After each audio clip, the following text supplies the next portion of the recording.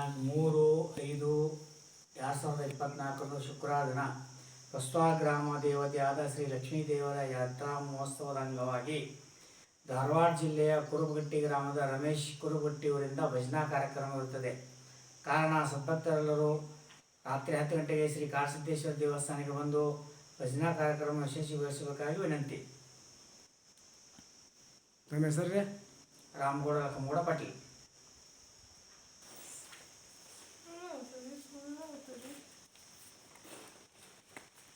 ದಿನ ಹೊರಗಿಂದ ಅದಂಜತ್ವ